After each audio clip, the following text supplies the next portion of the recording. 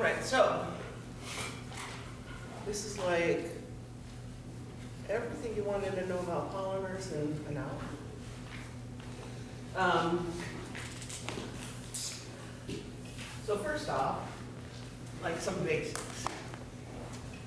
There are three classes of polymers. There are thermoplastics, and thermosets, and elastomers.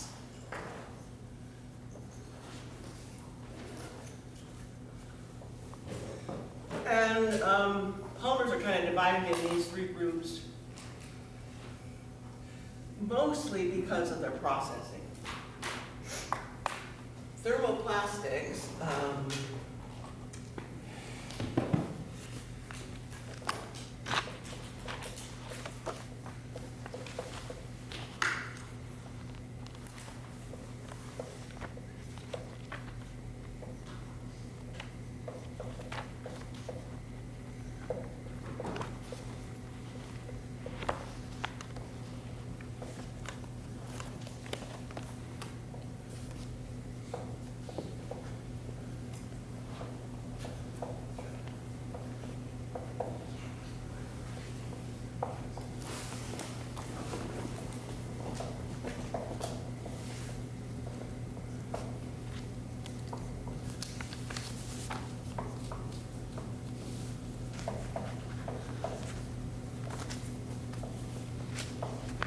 thermoplastics, when they are heated and or when shear energy is applied, friction, they can soften or flow, they can be reshaped, so you can recycle thermoplastics. Probably, for the most part, those tend to be the polymers that we talk about the most. Thermosets become rigid one time, and then they don't soften again. So, involve a catalyst, heat, and pressure to fully polymerize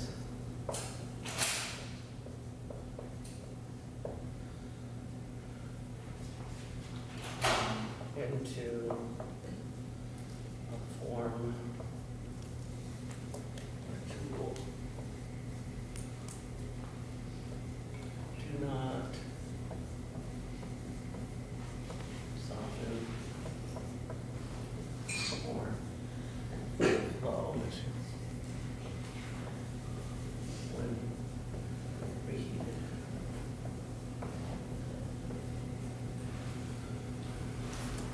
And examples,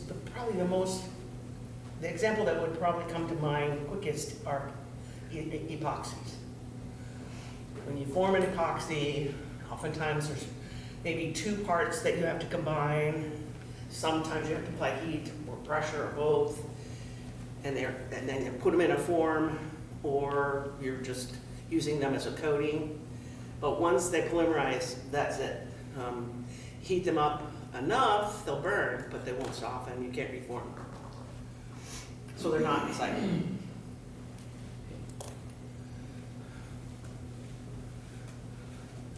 Unless we just grind them up and use them as a filler.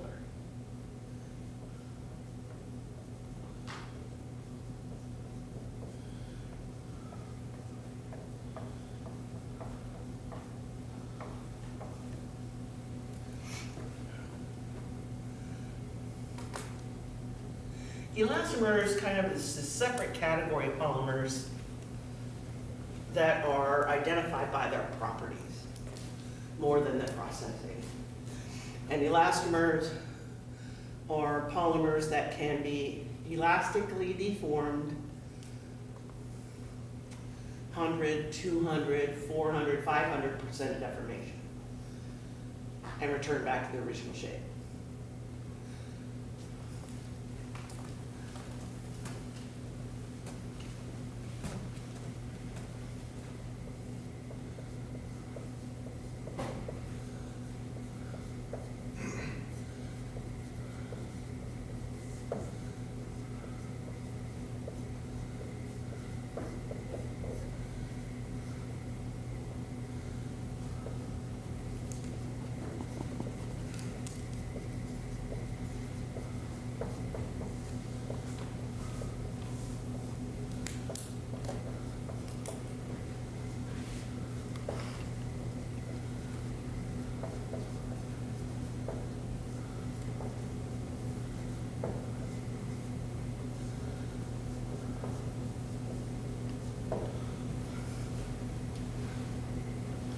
They're heat sensitive in that they burn, but they're not, they don't reform. But since they're really technically not rigid, they're thermosets either.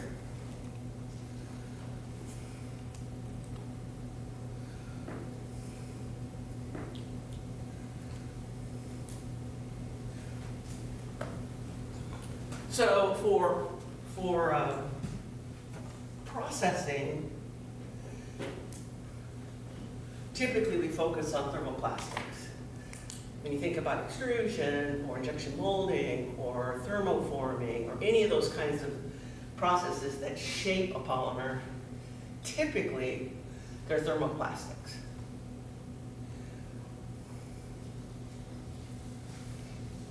All right. Starting looking at the molecular level and zooming out, just like we did with metals. Polymers, and this would be especially true for thermoplastics,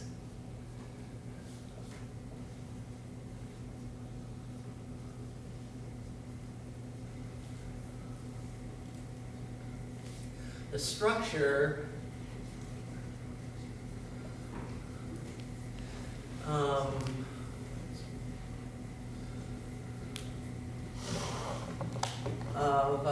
long chains composed mostly carbon.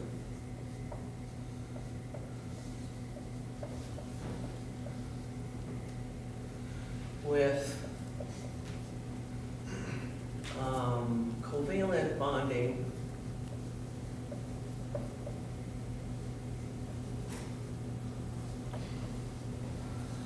along the chain.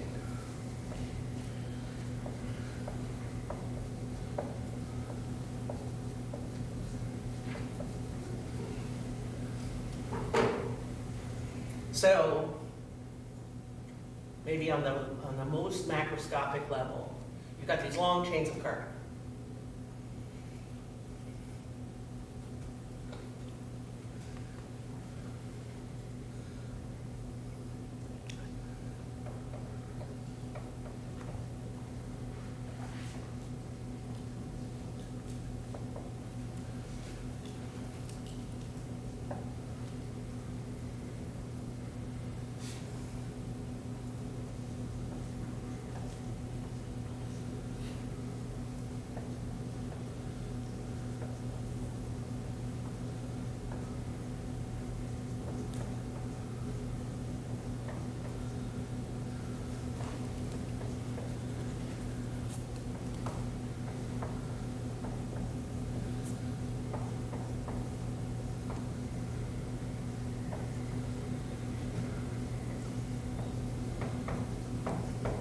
So you have these chains of carbon, sometimes nitrogen, sometimes sulfur, sometimes oxygen. And along the length of those chains, there are these things we call side groups. They have other names, constituent groups. And these are, it could be just hydrogen, or they could be a big compound. And then in addition,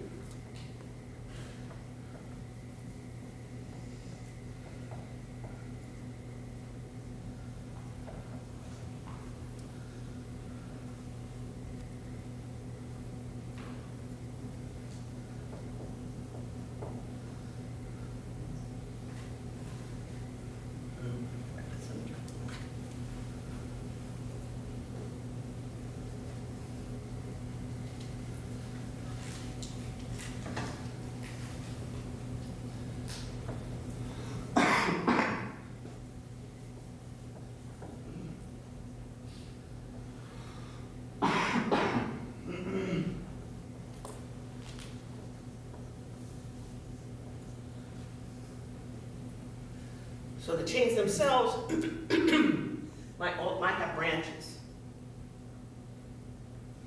All right, structure. So we got these carbon, mostly carbon. Every once in a while there might be something else. I'll call it, R? Not really. So I've got carbon chains. Sometimes along that chain there might be an oxygen or nitrogen or sulfur.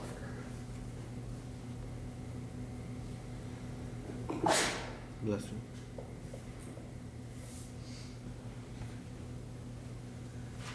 Now carbon bonds 4 times. So each of these carbons is bonded to something on either side, but then it also has the ability to bond 2 other times. Oxygen can only bond 3 times. Like, no, only has 2 bonds.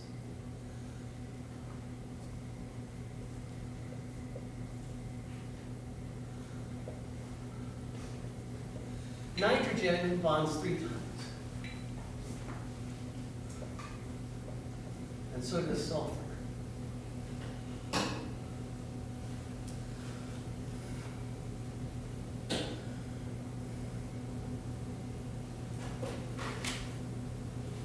So this chain has a certain shape. So you might call it linear in a given direction. But the presence of oxygen or nitrogen or sulfur makes fewer bonds around that individual atom, and it allows the chain to be more flexible, to wind around itself, back around itself. So just carbon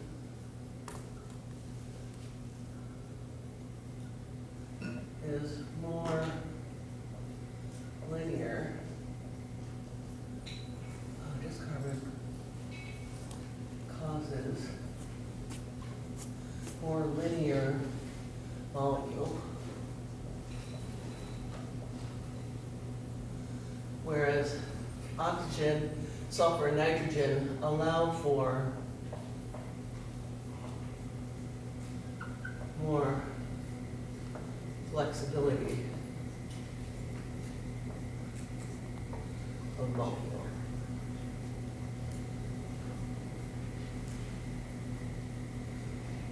That's within the chain itself. Side groups could be something as small as hydrogen.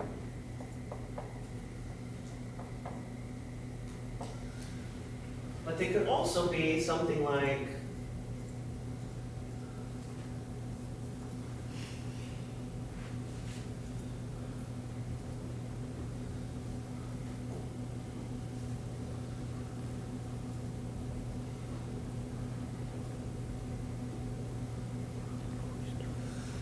this benzene ring. Much larger. And the size of whatever's attached to the backbone then would also affect its flexibility.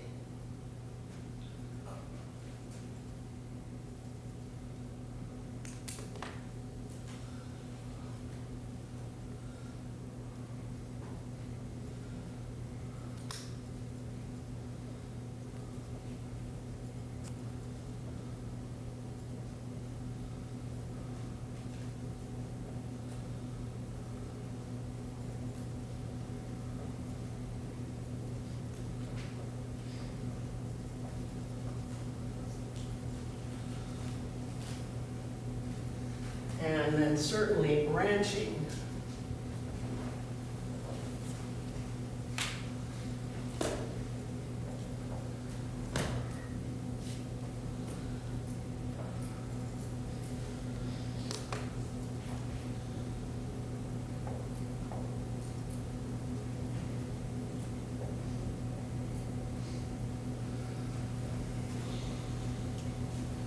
Would affect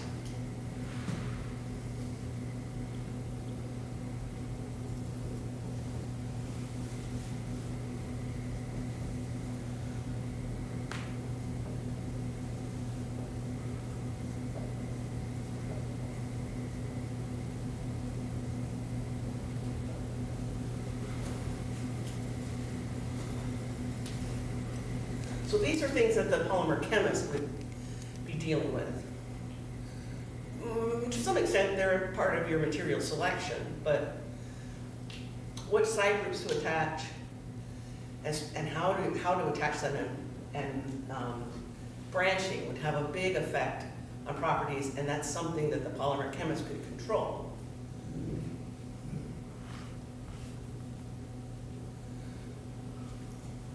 Another thing about these side groups is, and this is definitely the polymer chemist,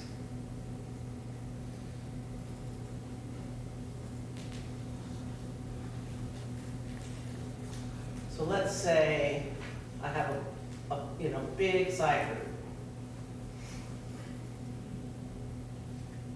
I could put it on the same side of the chain.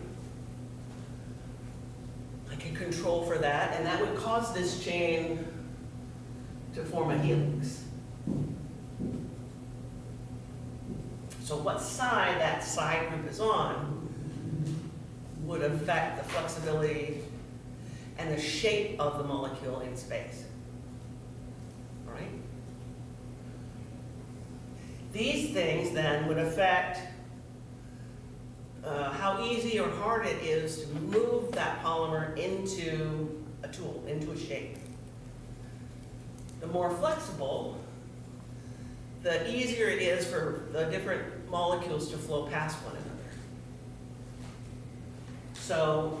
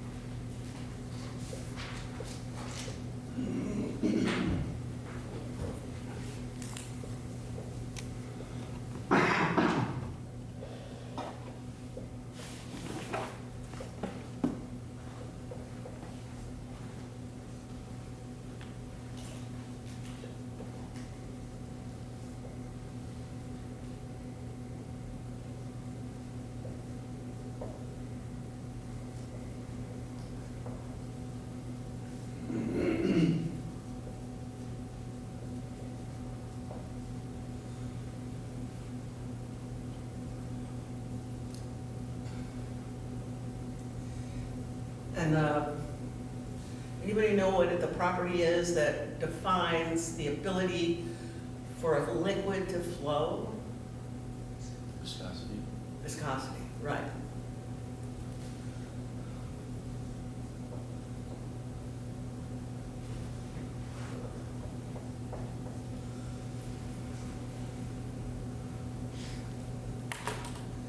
The other thing that flexibility can allow for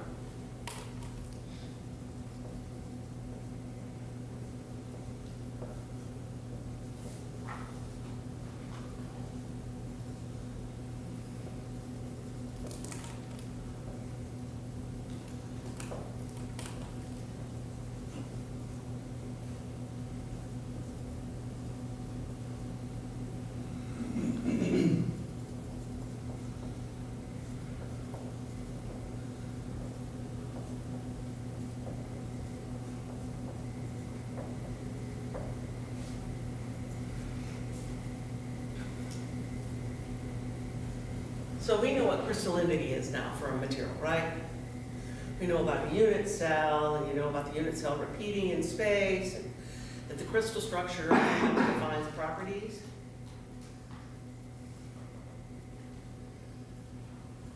Crystallinity in polymers isn't quite like that. But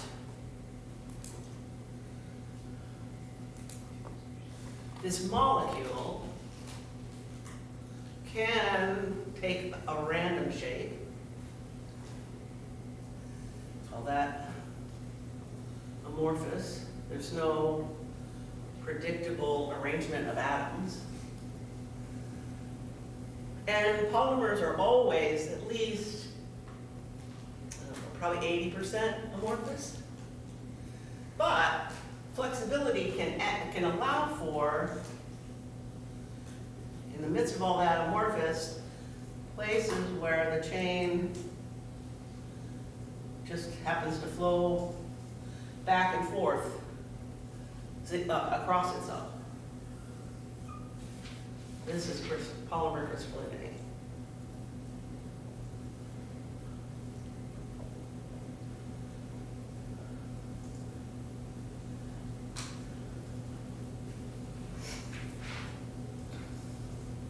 So if I could zoom in there, I would see these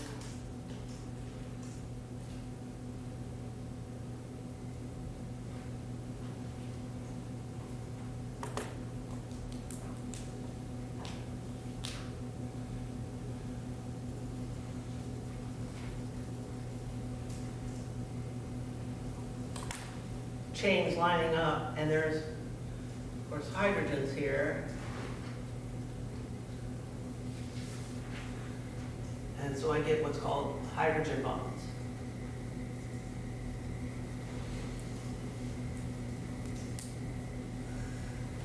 Which are secondary, kind of secondary bonds.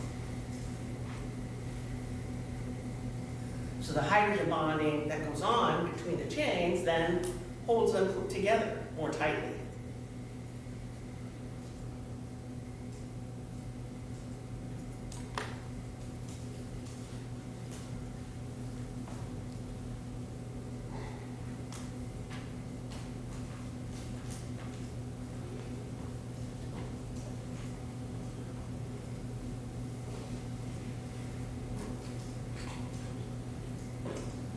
Say that a different way.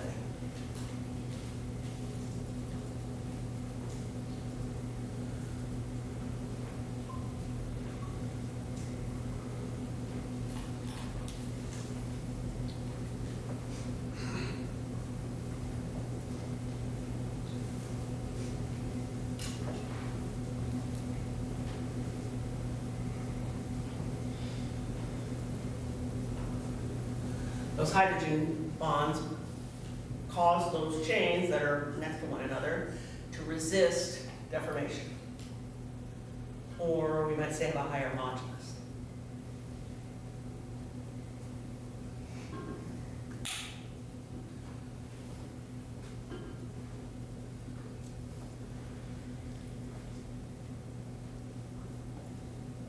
I don't know that there's more than 10%, there's probably, that might not even be more than 5% crystallinity in polymers.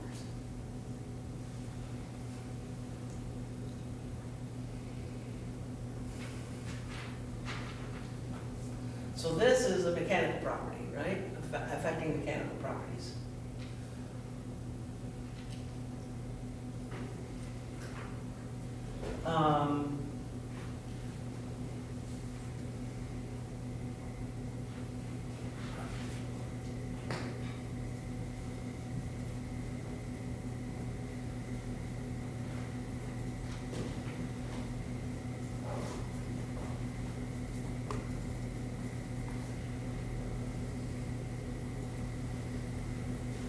Anyone here work with injection molding of polymers? So while crystallinity does allow for a polymer to be stronger, as that polymer is solidifying, if it crystallizes, it's going to have it's gonna be more dense than if it doesn't crystallize, right? Crystallinity is gonna increase the extent of shrinkage.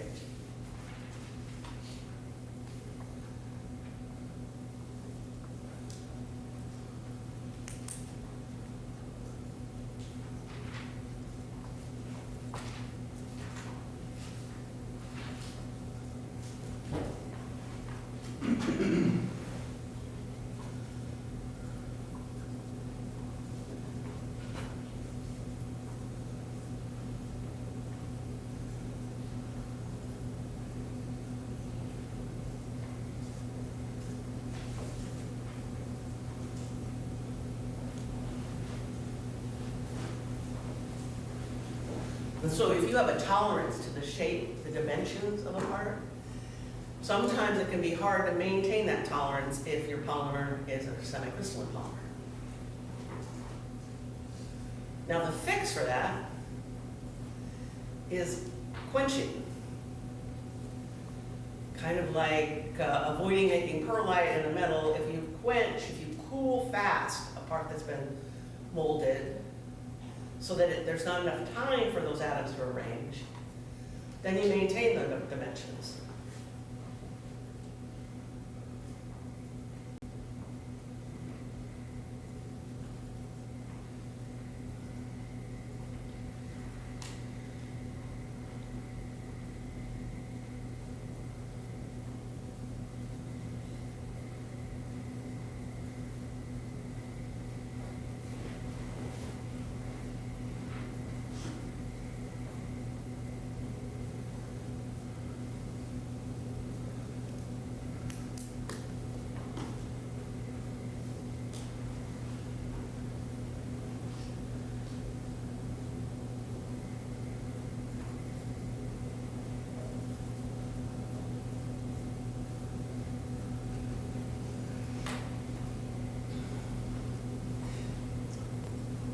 But one of the problems with this is if your polymer part is going to go into an environment that's warm, there might be just enough energy for it to do what it didn't get a chance to do before. It doesn't have to be especially warm. It might crystallize later. It might shrink later. It might warp later if given enough energy. Saturn, do you all still know about Saturn? The car manufacturer? Not really, okay, well, there was a time, once upon a time, when General Motors had this side idea about maybe we can all work together and we can have this really great facility where hourly people and the salary people all work together in happiness, and we don't even need a union, and we all together sign our names in the glove box of the car so everybody knows I made that car, I'm so proud of it. And there were a lot of components that were polymer. Door panels was a big one. Now there were stiffeners, there were things that fillers that were added, but it totally decreased the weight of the car. One problem was maintaining the shape of the door enough so that it closed the same way. Not like you could look at it and you're like, oh my God, that door is warped, but just a little bit. So that they make these cars and then they had them sit on a lot in Mesa, Arizona, and after a little while, the doors wouldn't close all the way because they crystallized. So it can be controlled by quenching, but be mindful of the fact that it's always waiting to happen. So shrinkage can be a problem, and shrinkage can lead to warpage, which is an even bigger problem. So if the component that you're making has thin and thick areas, then they have different cooling rates, and they crystallize at different amounts. And so you can have warpage in the part.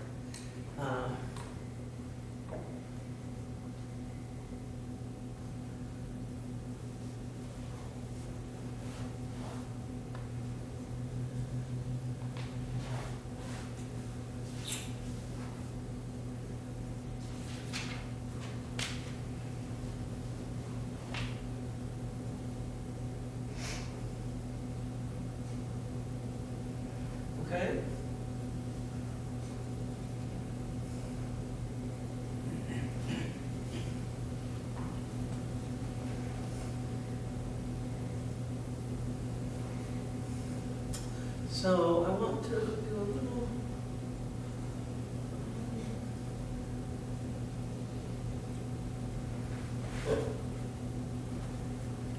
Just, I'll put it up here, some side group.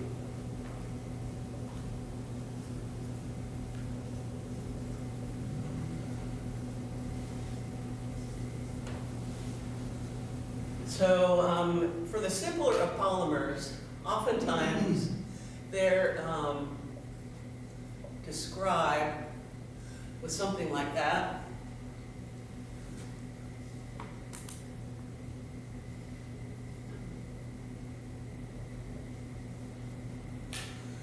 So this N means that this unit repeats along the length of the chain.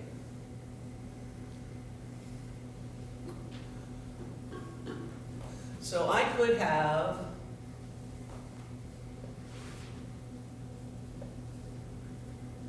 all hydrogens.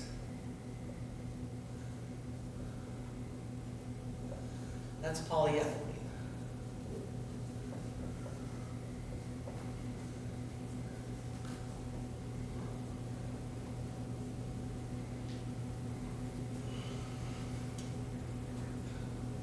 The simplest of polymers. I could put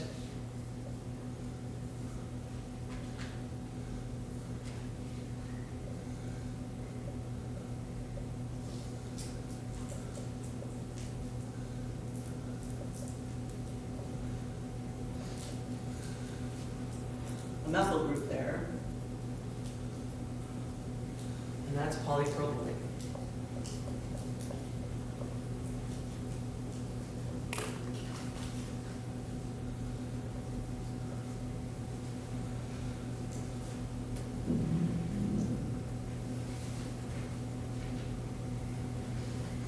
I could, and this I think I drew a bit ago.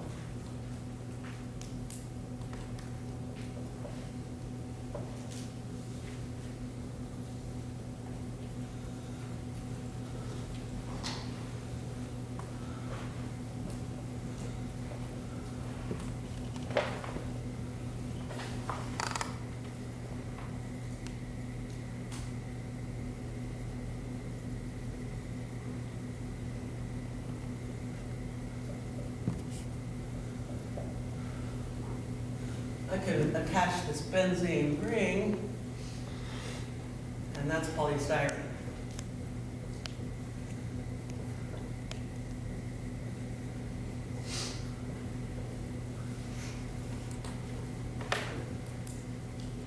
These are all vinyls. A vinyl is just a polymer that has these two carbons with things bonded to them along a chain. Polyethylene crystallizes. Polypropylene crystallizes. Polystyrene does not crystallize. It's too, this gets in the way of chains being able to get next to one another. So if I think about a characteristic about polystyrene that a color hasn't been added to versus, say, polyethylene, can you think of some visual difference? If I handed you two pieces of polymer and I said one's polyethylene and one's polystyrene, what might tip you off to, without even holding them, to which one's which? Your experience with polystyrene things and polyethylene or polypropylene things.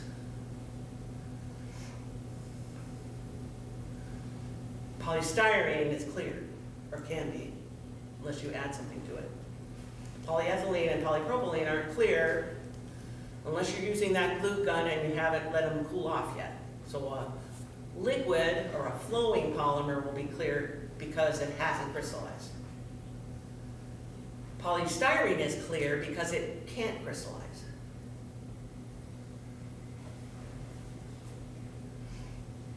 It's also very brittle. It's also relatively expensive to recycle relative to the others. And yet, it's really, really inexpensive to make. So polystyrene is probably the first indication when things were starting to be made out of polymers that this might be an animal that we can't control. At least not in a society where profit matters, where profit is the driver. Because it's so much easier just to make something else, to use new fresh polystyrene to make something than to grind it up and make something else. Probably when you put polystyrene in the recycle bin, either they don't pick it up or they just sent it off to be burned, because nobody will buy that polystyrene to recycle it. And it's probably even less likely that it'll be recycled if it's been foamed. Polystyrene foam is maybe one of the biggest commodities as far as polymers go for non-industrial use. So that's a problem, right? The advent of thermoplastics and the use of thermoplastics began as, it's lighter weight, but even better, we can recycle it, we can reuse it. So this is wonderful material, this plastic. Until the cost of doing that process started to factor in. And that was right about the time when I started thinking, maybe I don't want to teach this class. And interestingly, about that time, industries were doing that sort of the cradle to grave idea of whatever we make, we should be able to recycle. We should be mindful of the waste we create. Maybe not General Motors, but big other companies did that. And students, fewer and fewer students were interested in taking a polymers class. Because their companies weren't interested in advancing that technology. All right, so now we have a sense of the structure, what goes into a polymer. Have I said covalent bonds along the link? There we go. And let's add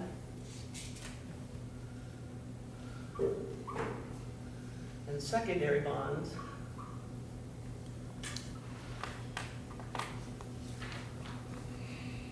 between the chains.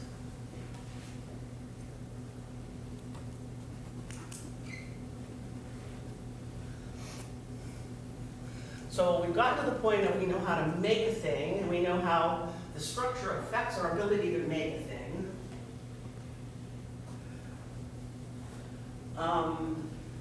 And viscosity starts to be a big deal. So, have any of you studied Newtonian fluid yet? Okay. Water, I think water is Newtonian. I guess I'm assuming it is.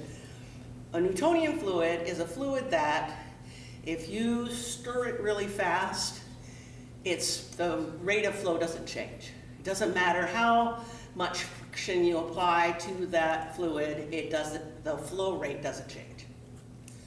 Polymers are non-Newtonian. If you take, what's a good example? Molasses, maybe? Well, yeah, probably molasses.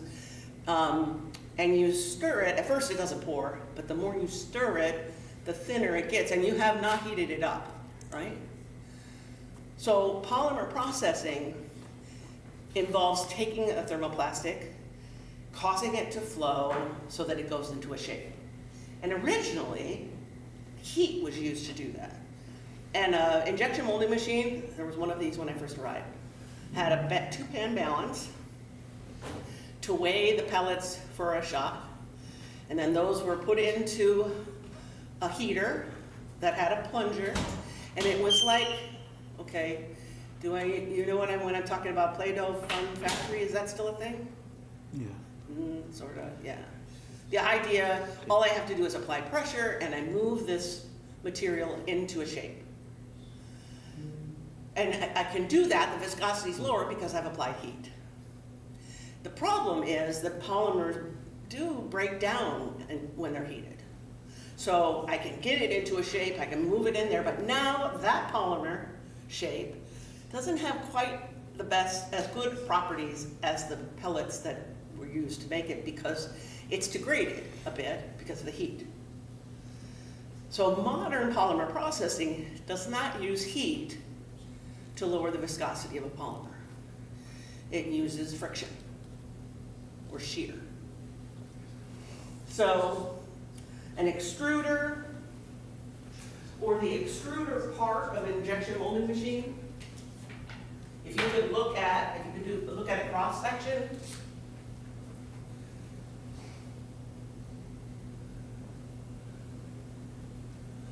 here's this tube, and at one end there's a nozzle where the polymer comes out, right? And it used to be this whole thing was heated, and we just had a plunger that pushed the polymer into the tool. Now we have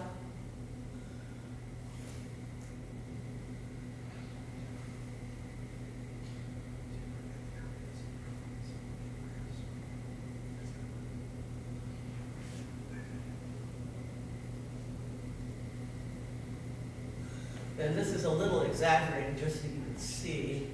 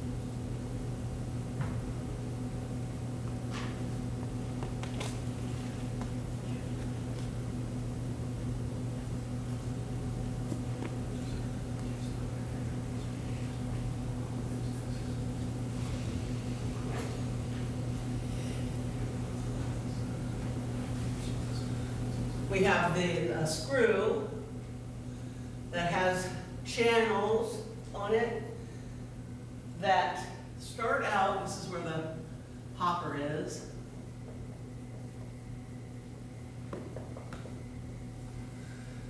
So the polymer is dropped into the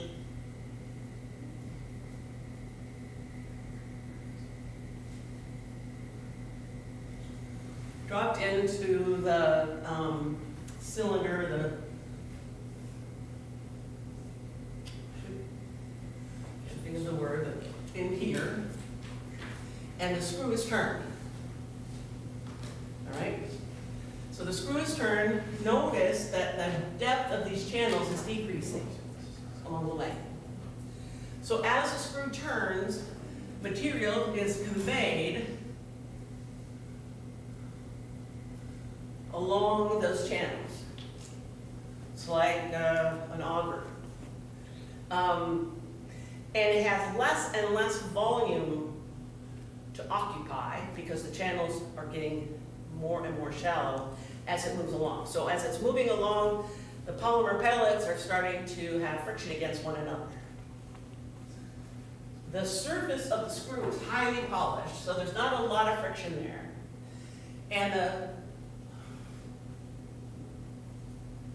cylinder, I can't think of the right word now, but is heated, not to heat the polymer, but just to keep the polymer from sticking to the inside as that material is conveyed, so that by the time it gets here, it's flowing.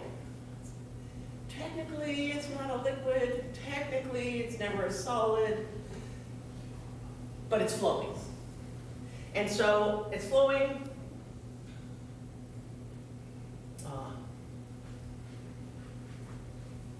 Okay, I gotta change something here.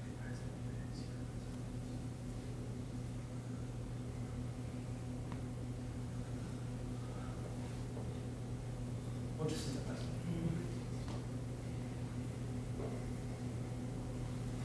I need to change this.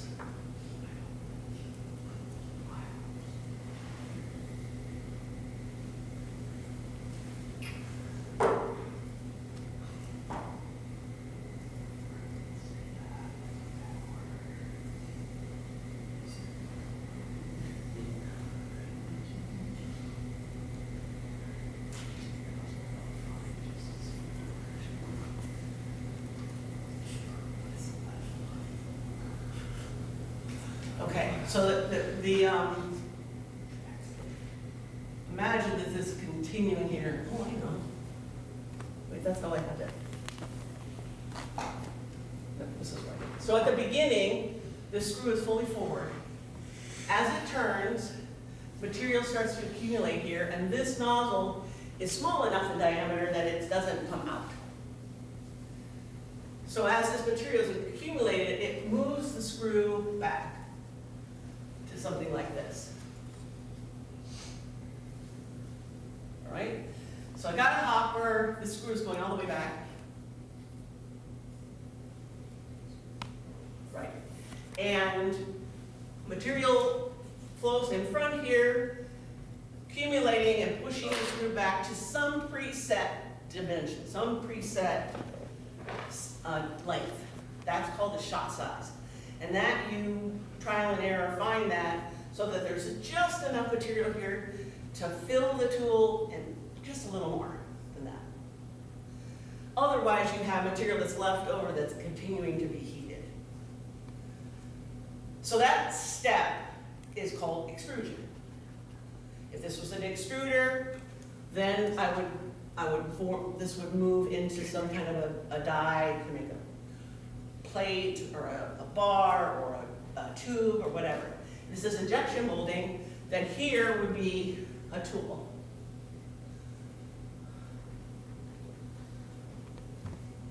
And as soon as this is back and it's done extruding, then the second part of the process, which is injection, pushes this material into the tool. Now, the science around that step says that if I allow my polymer to have a little bit extra time before I move it in so that the viscosity is now starting to rise, then these chains will line up in the direction of flow, and that might not be good. Usually I want the part to have polymer chains that are sort of randomly directed. And so as soon as I get the material there, I inject right away. And the first part of that process is called fill. It might be on older machines just called inject. Ideally, you can set the pressure for that step as high as possible. On older machines, you can just set the time, and you have to manually adjust the pressure. But I want to get material all the way back into the far corners as fast as possible. As soon as that happens, the polymer begins to shrink. Not necessarily because of crystallinity, just because it's getting smaller, because things going from liquid to solid state get smaller. And when it does shrink, it tends to shrink away from the walls of the tool. So the second step, as soon as I push the material in as fast as possible, is called pack. And during pack, I don't need to use as much pressure. I just want to apply enough pressure to continue to add material. And we're talking on the order of seconds. Parts of seconds. So I filled as fast as possible, then I've packed with just enough pressure to keep it moving forward. If this is a large part, then I need to do one other thing, which is called hold. I need to apply enough pressure to keep the screw from backing up. If the polymer is still in the flowing state and I stop applying pressure, material could come back out. So the third step is called hold. This is all part of injection. Fill fast, pack, hold, and you would figure out how long those things take by experimenting with times and pressures. And then the last part of the process is cooling. And that amount of time for cooling is easily twice and sometimes 10 times longer than the injection part. And there isn't a lot we can do to change how much time that is. We could put cooling channels in the tool to try and pull heat away a little faster. But there's a limit to that, especially as the parts get bigger and bigger and bigger. Now, once the part is rigid, once I can open the tool and the part will maintain its shape, then that's the end of the cooling stage, and the last stage is injection. And I will have ejector pins, ideally not pushing the part, but pushing the sprue or the runner that's leading to the part out, so that I don't leave any dimples or marks from the ejector pins. Okay? So the last bit here, we talked about the process of injection molding or extrusion and the steps involved and the pressures, and there's a lot of playing around with a new part. The last thing is designing the tool to determine, maybe I can make 2 parts at a time. Maybe I can make 6 parts at a time. And so you might see tools where I'm just looking at the tool itself head on. There'll be where the sprue, where the material comes in, right? And then a runner maybe right here and here, and they should be equal length. And then a runner that's a little bit more narrow. There, and there.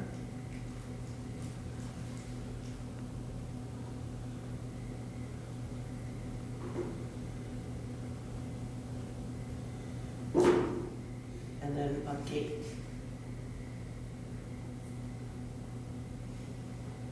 Maybe I'm making circles.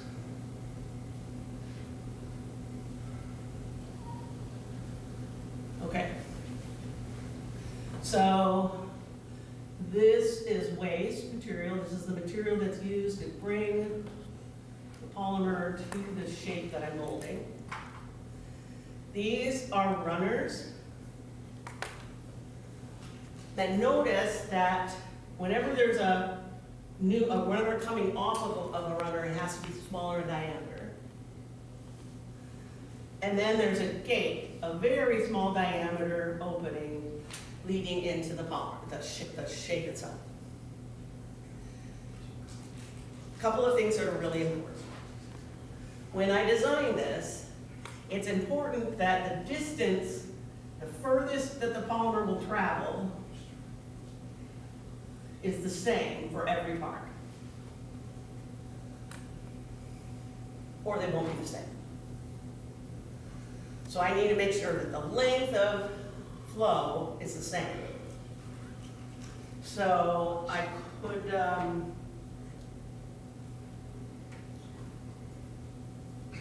if I said, oh, I know, I have a little more room here.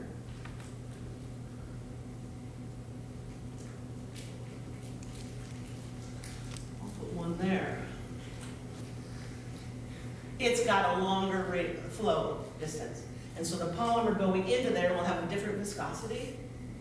It will fill differently, it will cool differently. So I need the length of flow to be the same for all parts. Now, if these are really large, gravity might have a little bit of a impact, and so these parts might fill faster than these. Now remember I said that that heat can lower the viscosity of polymer and so can shear. That's the reason for the gate.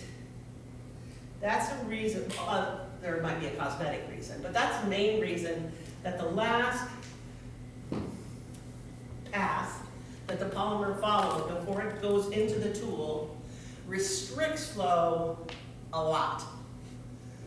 So what happens is there's a bump in shear energy, there's a bump in friction, and the viscosity goes down a little bit so that it's not as thick when it's coming out here. All right? Now, there can be problems like, let's say, I'm not molding circles, but I'm molding rings. What will happen here is the flow will split, and I'll have what's called a weld line, which can be a place of less mechanical strength. Sometimes you can't avoid a weld line, and then you just put it in a place that it doesn't matter. All right? It used to be that, I'm thinking of something that you might, it used to be that they would make what are called family tools. So let's say you make plastic silverware. Well, there might be tools that have a spoon and a fork and a knife on it, the same tool. So that made perfect sense, because I want one of each per set, right? Except they're filling at very different rates because of their different shape.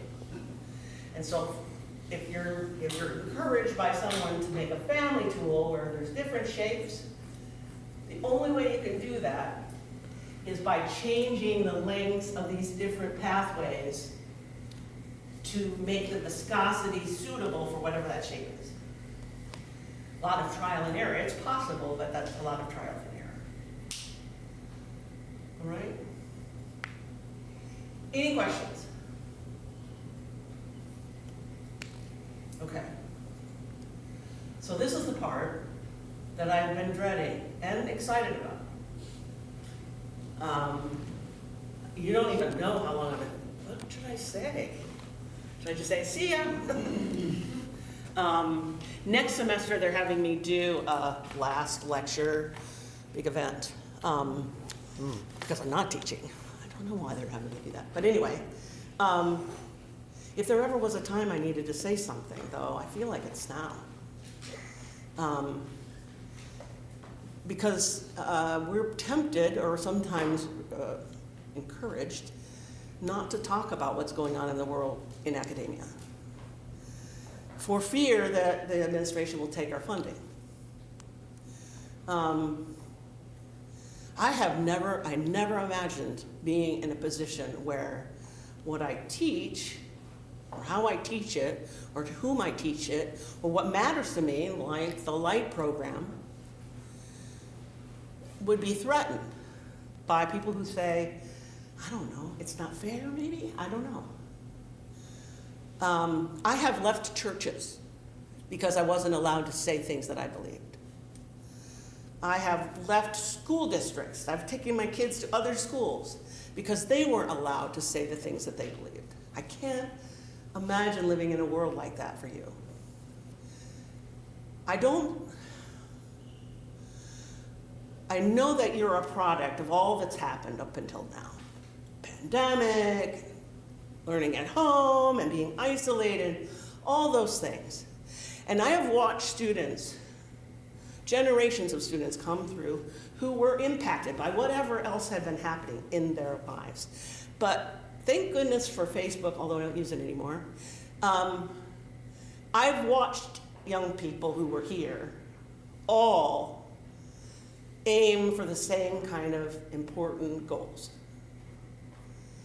All be the kind of leaders that I'm proud to say I had a part in their life, regardless of what happened during their life, 9/11 or whatever, you know. So I refuse to believe that even though Gen Z is different than previous generations, even though you've had traumas that other generations haven't had, even though you've had opportunity, perhaps, that other generations haven't had. There's something about people that if we just don't stifle it, reigns, controls, is in charge. As long as we don't get lazy and just let it take over. When I go to the Indian reservation, there's been generations of poverty, right? There's been generations of people who had no way out. And so if they're introduced to a way out, college scholarship, they don't take it. Because they can't imagine that better life. And what they know is what's at home. Even if it's not great, they know it. And so as long as we don't let what is happening now, in my opinion, reign and define us in a different way, as long as we don't let differences of opinion allow us to justify rage and hate, which we never did before, I think that there is a future that's better than the moment. That's better even perhaps than all the previous moments. How we get there, I don't know that I am any longer qualified to help with. I've had a few friends say, oh, well, don't you just want to stay and teach, until you can't anymore? And I said, there are people who are graduating from graduate school ready to teach, and they know you a lot better than I do. They are far more familiar with what's going on in your lives and the pressures and stresses than I am. And I think they're more poised to help you find their way through all this. The key is, who do you listen to? I mean, really, that's it. Key is knowing who do you listen to.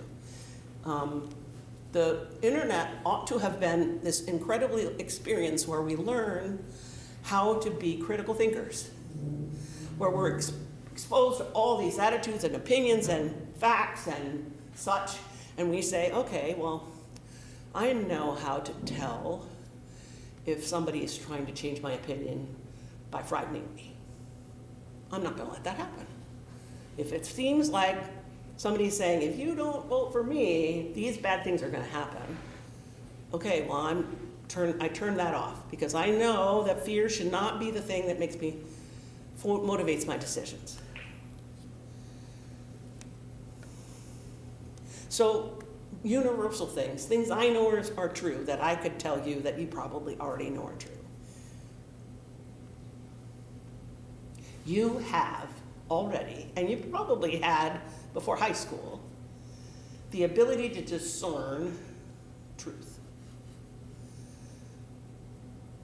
Now, unfortunately, your ears, your environment has been flooded with things that are distractions. But that doesn't change the fact that you have the ability to discern truth, and you have the humility somewhere inside you to know when you're wrong and you need to consider a new fact. And I think as long as you hold those dear, as long as you do everything you can to protect and nurture your ability to discern what's true and your ability to change your position with humility, I think we'll be good. I think you'll be good. I think all the people that work for you will be good. I think that the people who buy the products you make will be good. All the other stuff comes from there. All the other decisions about who to vote for, where to live, who to work for, what to purchase, all of that comes from those two abilities. And really, when you're in the midst of differential equations, you're like, when am I ever going to use this? And the fact is, probably never. But the part of your brain that is open to thinking about things in an expanded way that doesn't just shut down, that says, all right, this is really bizarre, I don't see how I'll use this, but I'll learn it, that we're exercising that here. We're learning that there is an answer. There's always an answer. It might require lots of pieces of paper that you rip up and shred and throw away and wad up, and that's not right. But enough of all of this piling on of calculus and physics and not materials is a piece of cake, but all of the other topics. The purpose of this education is learning how to learn, is learning how to discern, is learning how to take a series of pieces of information and make your decision.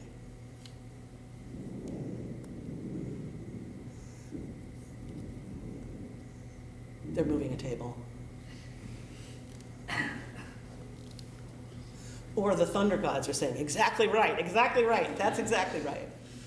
So I think that that's what I wanted to say.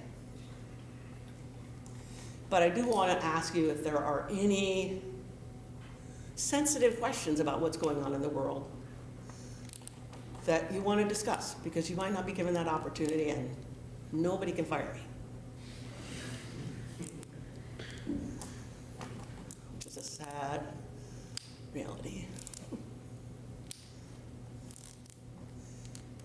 I might not be the right person to talk to about things, but don't not talk about them. Find the people that you trust. Make sure that you're exercising your thoughts through your words somewhere. If you can't find anybody to share them with, then journal. But that's not nearly as invaluable as conversation about things that are complicated, especially with people who don't agree with you. Maybe not at Thanksgiving dinner. Okay? All right. Well, thank you for taking this class. And homework 7 is due. 20. If you could get the homework and the report to me by noon on Thursday, I know I didn't say that originally. The earlier you can get it, the better, because I have to have everything graded by the time I leave the hotel on Saturday morning. Yeah. I heard you wanted things turned in person. Are you going to be in this room? I prefer them in person, but I more prefer them as soon as you can. So I will plan to be here on Thursday morning. It's at 7:30. How about if we say not 7:30? Yeah. How about if we say I'll be here from, was it 7:30 to 9:30? How about if I'll be here from 9 to 9:30? If you can turn things in hard copy. Homework 7, I think it's easier just to upload it, but I'll take a hard copy of that too. All right? Okay, thank you.